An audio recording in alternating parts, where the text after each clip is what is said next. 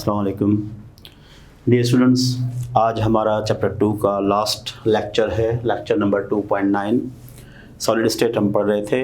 Last time discuss की थी हमने classification of solids on the basis of geometry. आज हम पढ़ेंगे classification of solids on the basis of last time पढ़ा था हमने classification of solids on the basis of bonding. 4 types पढ़े थे। अभी हम पढ़ेंगे classification of solids on the basis of geometry, axis, edges. अगर किसी भी क्रिस्टल को हम देखें, फ़र्ज़ करें आपके पास कोई क्रिस्टलाइन सब्सटेंस है जिसका इस तरीके का शेप है, ठीक है।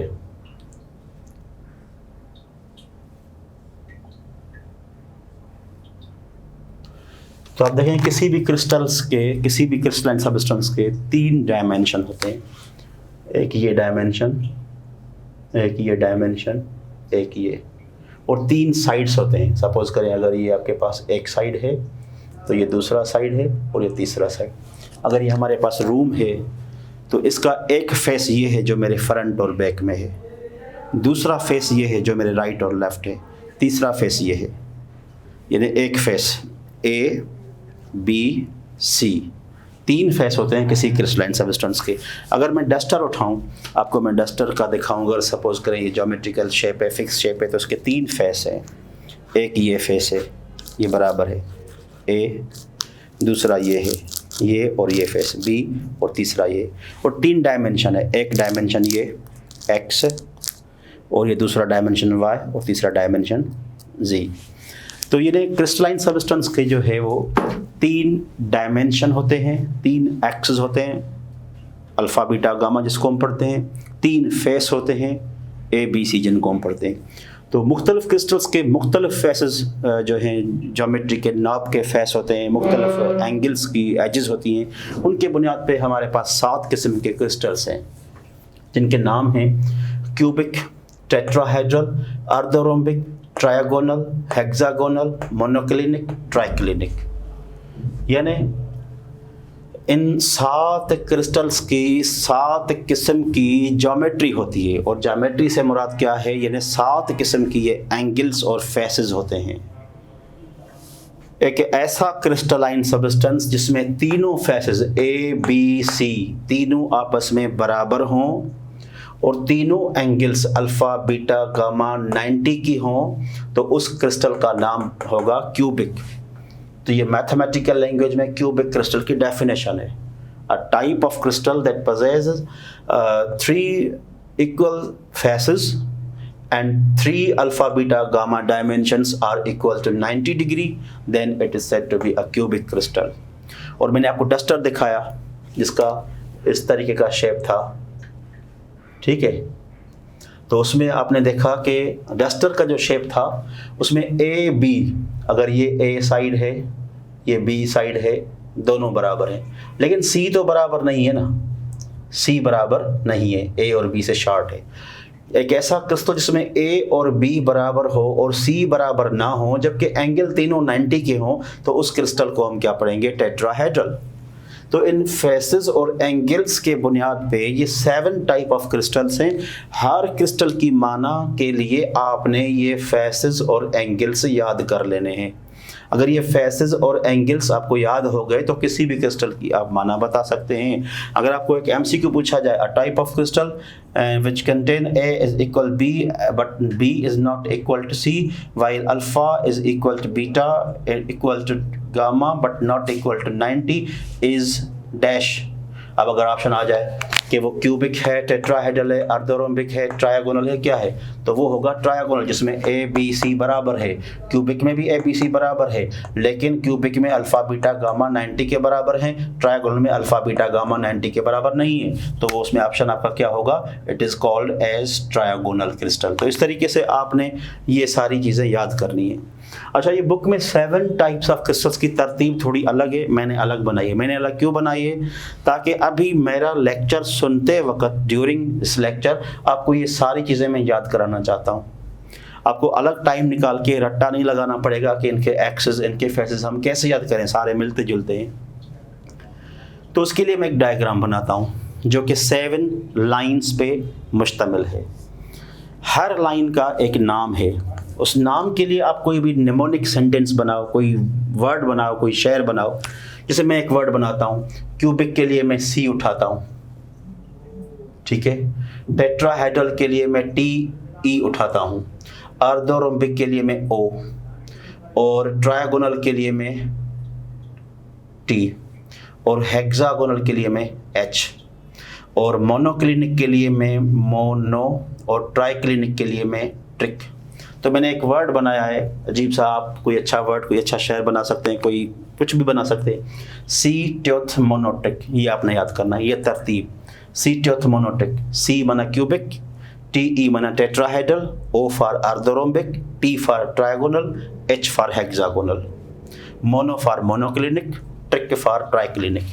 तो ये एक ट्रिक है 7 क्रिस्टल के फेसेस और एजेस याद करने के लिए। अब आप इसमें क्या करेंगे, आपने 7 लाइनें बनानी है। कैसे? पहली लाइन कंप्लीट स्टेबल बना दें, दूसरी लाइन हाफ, और हाफ लाइन को आप पार्शल कर दें, तीसरी लाइन बिल्कुल कंप्लीटली ये ब्रोकन है। ये सेम ऑर्डर आप रिपीट करें। मैंने पहली लाइन कैसे बनाई, complete stable, second line half stable,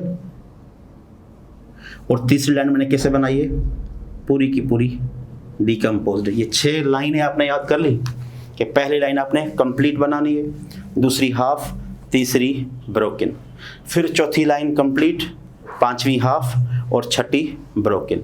अब इससे मतलब क्या निकलता है? इससे मतलब निकलता है, पहली लाइन मैंने सी के लिए बनाई है, सेकंड लाइन मैंने टी ई के लिए, थर्ड लाइन मैंने ओ के लिए, फोर्थ लाइन मैंने ट्रायगोनल के लिए, फिफ्थ लाइन मैंने हेक्सागोनल के लिए, और ये मोनोक्लिनिक के लिए, और बाकी ट्राइक्लिनिक रहता है वो मैं बाद में बनाता हूँ। जो लाइन कंप्लीट है उसका मतलब है A is equal B is equal C. जो लाइन हाफ है माना A is equal B not equal to C. ये कंप्लीट ब्रोकन है माना ए बी सी आपस में नहीं जुड़ते, A is not equal to B not equal to सी।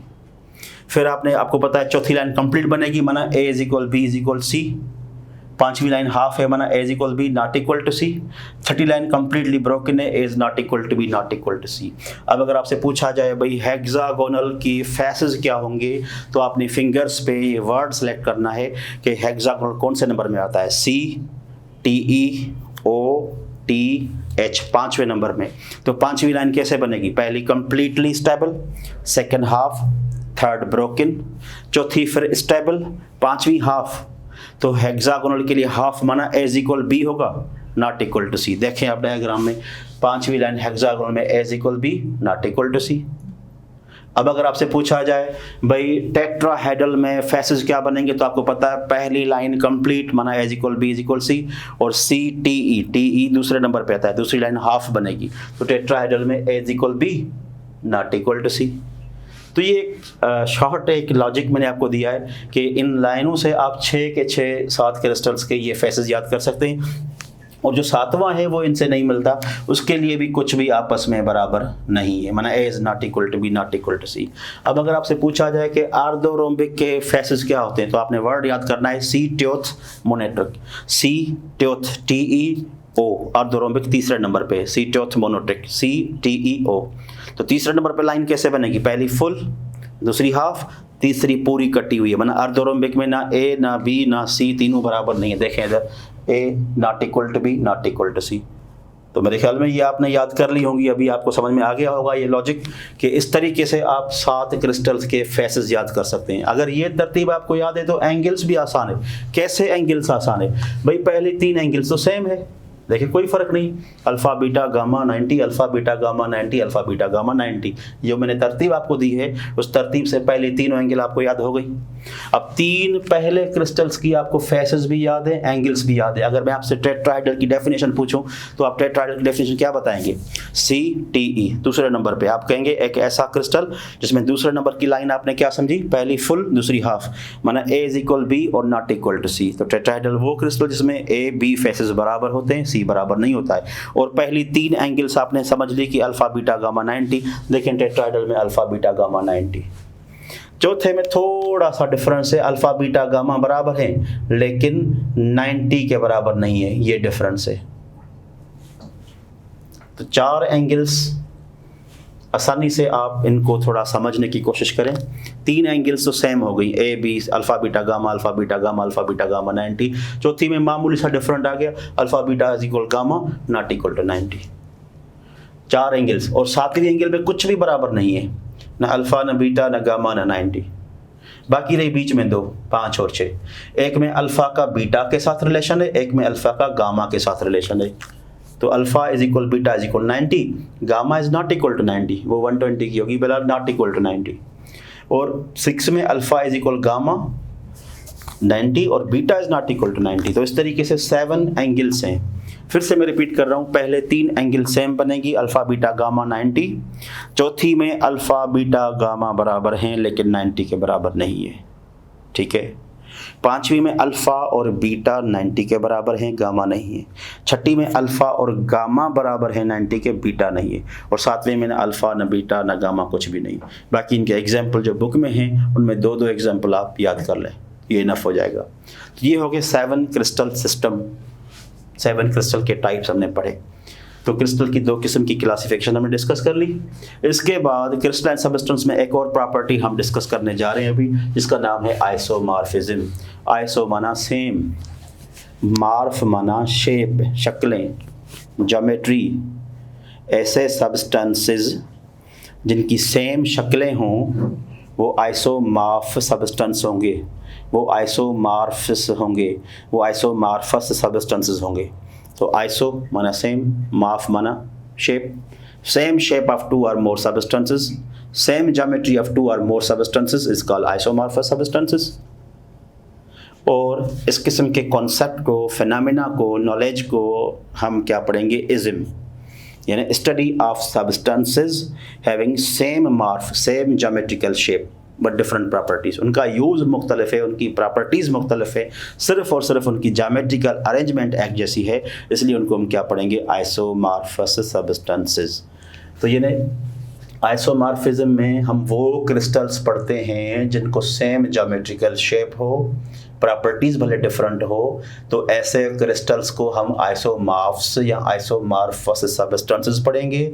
और इस किस्म की स्टडी को, आइडिया को, नॉलेज को हम आइसोमॉर्फिज्म पढ़ेंगे। जैसे ये पेयर्स मैंने बनाए, कैल्शियम कार्बोनेट और सोडियम नाइट्रेट, ये बहुत ही डिफरेंट है प्रॉपर्टीज़ में, यूज़ में, लेकिन इसका शेप ट्रायगोनल है, इसका शेप भी ट्रायगोनल है, ज्योमेट्रिकल अरेंजमेंट दोनों का सेम है, इसलिए इस कपल को हम पढ़ेंगे isomorphous couple, isomorphous substances, isomorphous pair. दूसरा पेयर है सोडियम सल्फेट, सिल्वर सल्फेट। ये दोनों डिफरेंट है प्रॉपर्टीज़ में, यूजेस में, लेकिन इन दोनों की अरेंजमेंट हेक्सागोनल है, इसलिए इन दोनों को हम आइसोमॉर्फस सब्सटेंसेस पढ़ेंगे और इनकी स्टडी को आइसोमॉर्फिज्म पढ़ेंगे। एक और पेयर है जिंक सल्फेट और निकल सल्फेट। तो इन दोनों की प्रॉपर्टीज, यूजेस डिफरेंट हैं, लेकिन इनका ज्योमेट्रिकल अरेंजमेंट सेम है, इसलिए इनको पढ़ेंगे हम ऑर्थोरोम्बिक क्रिस्टल्स, और ये हैं आइसोमॉर्फिज्म इनकी स्टडी को, या ये आइसोमॉर्फस क्रिस्टल्स हैं। अच्छा, इस पेयर में कुछ कॉमन चीज़ें हैं, वो क्या होंगी, उनकी प्रॉपर्टीज़ क्या होंगी। पहली बात, आइसोमॉर्फस पेयर जो है उनमें दोनों क्रिस्टल्स की प्रॉपर्टीज़ डिफरेंट होंगी, दोनों क्रिस्टल्स का केमिकल यूजेजेस, केमिकल प्रॉपर्टीज़ भी डिफरेंट होंगी। दोनों क्रिस्टल्स मिक्स्ड क्रिस्टल्स बनाएंगे अगर हम उनकी सॉल्यूशंस को मिक्स करेंगे। यानी आपने एक एक्स क्रिस्टल को डिज़ोल्व करके सॉल्यूशन बनाई, ठीक है, फिर आपने वाई क्रिस्टल को डिज़ोल्व करके उसकी भी सॉल्यूशन बनाई। वाई का शेप ये था, एक्स का शेप जो था वो भी ये था। अब अगर मैं इस सॉल्यूशन और इस सॉल्यूशन को मिक्स कर दूं, तो फिर वापस जब हम क्रिस्टल्स निकालेंगे तो कौन से क्रिस्टल्स बनेंगे। तो जब हम इस सॉल्यूशन को क्रिस्टलाइज करेंगे, एवापोरेट करेंगे, तो वापस ये क्रिस्टल मिलेंगे। इसको हम एवापोरेट करेंगे, वापस ये क्रिस्टल मिलेंगे। लेकिन अब जब हमने दोनों सॉल्यूशंस मिक्स कर ली, जिंक सल्फेट, निकल सल्फेट की या एक्स और वाई की, अब जो क्रिस्टल्स बनेंगे वो अलग नहीं बनेंगे, वो मिक्सड क्रिस्टल्स बनेंगे जब हमने इन दोनों की सॉल्यूशंस को मिक्स कर दिया।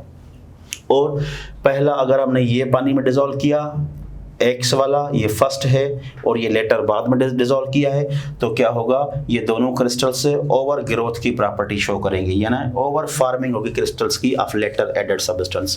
पहले एक्स के क्रिस्टल बनेंगे, उसके बाद वाई के जो बनेंगे वो ओवर ग्रो करेंगे, उनके ओवर जो है वो क्रिस्टल्स बनेंगे। और एक और कॉमन प्रॉपर्टी का क्रिस्टलाइन जो आइसोमॉर्फस पेयर होता है उनमें एम्पेरिकल रेशियो सेम होगा। जैसे कैल्शियम कार्बोनेट और सोडियम नाइट्रेट का ऊपर मैंने एग्जांपल लिखा है कि ट्रायगोनल है। अब देखें कैल्शियम की रेशियो 1 है, कार्बन की 1 है, ऑक्सीजन की 3 है, तो इसमें भी सोडियम की 1, नाइट्रोजन की 1, ऑक्सीजन की 3, यानी एम्पेरिकल रेशियो आपको क्या मिला, सेम मिला। सेकंड एग्जांपल हम लेते हैं सोडियम सल्फेट और सिल्वर सल्फेट, जिसको हमने पढ़ा कि ये भी हेक्सागोनल, ये भी हेक्सागोनल है, तो इसमें एम्पेरिकल रेशियो 2 है, सल्फर की 1 है, ऑक्सीजन की 4 है। इधर भी देखें सिल्वर की 2, सल्फर की 1, ऑक्सीजन की 4, यानी सेम रेशियो है। अगर जिंक सल्फेट और निकल सल्फेट को हम पढ़ें तो ये इन दोनों के अर्धरोम्बिक शेप होते हैं, माना ये दोनों आइसोमॉर्फस है। तो देखें आप इसकी रेशियो 1, 1, 4 सेम रेशियो है। इधर रेशियो देखें 1, 1, 4 सेम रेशियो है। तो यानी क्रिस्टलाइन सब्सटेंसेस के जो एम्पेरिकल फार्मूले होते हैं, जो एम्पेरिकल रेशियोज होती हैं, वो हमें सेम मिलेंगी। ठीक है, तो ये हो गया आइसोमॉर्फिज्म। क्रिस्टलाइन सब्सटेंसेस में एक और प्रॉपर्टी होती है जिसका नाम है पॉलीमॉर्फिज्म। पॉली वर्ड की माना है मैनी, मॉर्फ माना शेप, ज्योमेट्री, इज्म माना स्टडी। यानी अब हम एक ऐसा क्रिस्टल पढ़ेंगे जो क्रिस्टल 2 शेप में वजूद रखता है या 2 से ज़्यादा। एक क्रिस्टल सब्सटेंस जिसके 2 मुख्तलिफ सब्सटेंसेस बनते हैं, 2 से ज़्यादा बनते हैं, तो ऐसे क्रिस्टल को पॉलीमॉर्फस पढ़ा जाएगा। यानी polymorphous substance is a substance having 2 or more different shapes, having 2 or more different geometry। वो एक ही चीज़ होगी, फार्मूला भी वही होगा, लेकिन उसके शेप डिफरेंट होंगे, उसकी ज्योमेट्री डिफरेंट होगी, इज कॉल्ड एज पॉलीमॉर्फस सब्सटेंस। और इस किस्म की स्टडी को पॉलीमॉर्फिज्म, जैसे लाइम स्टोन चूना पढ़ा जाता है, चूना जिसको हम पढ़ते हैं, या कैल्शियम कार्बोनेट, ये इसका फार्मूला है। ये ज़मीन में किसी खत्ते में आपको कैल्साइट के फॉर्म में मिलेगा, किसी खत्ते में आपको आर्गोनाइट के फॉर्म मिलेगा। ये भी कैल्शियम कार्बोनेट है, ये भी कैल्शियम कार्बोनेट है, लेकिन जब कैल्साइट मिलेगा तो उसका ट्रायगोनल पार्टिकल्स में मिलेगा, आपको आर्गोनाइट मिलेगा तो उसके पार्टिकल्स का शेप क्या होगा, आर्धरोम्बिक। तो ये ना एक ही चीज़ है कैल्शियम कार्बोनेट जो 2 वजूद रखती है, 2 शेप में। पॉली माना मैनी, मोर, मार्फ माना शेप, तो कैल्शियम कार्बोनेट इज पॉली मार्फस, एक ट्रायगोनल मार्फ है, एक अर्धरोम्बिक है। ये हो गया पॉलीमॉर्फस सब्सटेंस या पॉलीमॉर्फिज्म। तो क्रिस्टलाइन सब्सटेंसेस में आखिरी पॉइंट पे हम डिस्कस करते हैं अभी मेल्टिंग पॉइंट। मेल्टिंग पॉइंट क्या होता है, यानी मेल्टिंग टेम्परेचर। अगर ये हमारे पास कोई चीज़ है, कोई क्यूब है, अगर इसको हम हीट करेंगे, ठीक है, और हम थर्मामीटर भी यूज़ करते हैं, जब ये मेल्ट होगा, जब इसका पहला लिक्विड का वेपर बनेगा कहीं से भी, जब पहला लिक्विड का वेपर बनेगा तो हम टेम्परेचर नोट करेंगे। उस टेम्परेचर को मेल्टिंग टेम्परेचर या मेल्टिंग पॉइंट पढ़ा जाता है। So temperature at which solid starts to melt, जिस टेम्परेचर पे कोई सॉलिड मेल्ट करना शुरू करता है, उस शुरू वाले टेम्परेचर को हम पढ़ते हैं मेल्टिंग टेम्परेचर या melting point. Temperature at which an equilibrium is developed between solid and liquid, एक ऐसा टेम्परेचर जिस पे इक्विलिब्रियम बने सॉलिड लिक्विड पे। जब इस बीकर में एक फेज था सॉलिड तो नो कॉन्सेप्ट ऑफ इक्विलिब्रियम, लेकिन एक ऐसा टेम्परेचर आया जिस पे लिक्विड का बनना शुरू हुआ। जैसे लिक्विड का बनना शुरू हुआ तो उस टेम्परेचर की रीडिंग को आपने नोट कर लिया, तो इस टेम्परेचर पे लिक्विड बनना शुरू हुई, माना इक्विलिब्रियम बनना शुरू हुआ, तो इस टेम्परेचर को हम पढ़ेंगे मेल्टिंग टेम्परेचर या मेल्टिंग पॉइंट। ये मेल्टिंग पॉइंट एक किस्म की टेक्निक के तौर पे यूज़ की जाती है to check the purity of compound, the compound जो है वो प्योर है या नहीं है। सपोज करें हमारे घर में NaCl है, उसको हम यूज़ करते हैं, उसको मेल्ट करेंगे 801 डिग्री पे मेल्ट होगा, लेकिन आज हम उसको मेल्ट करते हैं वो 700 पे मेल्ट हो रहा है। 700 पे मेल्ट हो रहा है माना सोडियम क्लोराइड में किसी ने कोई चीज़ डाल दी है, यानी सोडियम क्लोराइड अब हमारे पास ये प्योर नहीं है, ये मिलावट है, ये मिक्स्ड है। तो कभी कभी हम ये चेक करते हैं कि फलां कंपाउंड प्योर है या नहीं है, तो उस प्योरिटी चेक करने के लिए उसकी मेल्टिंग पॉइंट फिक्स होगी, एक ही मेल्टिंग पॉइंट होगी। लेकिन अगर उसकी मेल्टिंग पॉइंट फिक्स नहीं है, वो जल्दी मेल्ट हो जाता है, यानी वो इम्प्योर सब्सटेंस है।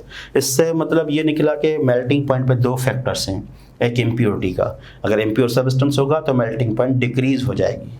डाउन सेल चैप्टर 3 इंटर का आपने पढ़ा होगा, डाउन सेल में जब सोडियम क्लोराइड को हम मेल्ट करते हैं तो वो 801 पे मेल्ट होता है, जो कि मेल्टिंग पॉइंट बहुत ज़्यादा है और नुकसान हो सकता है।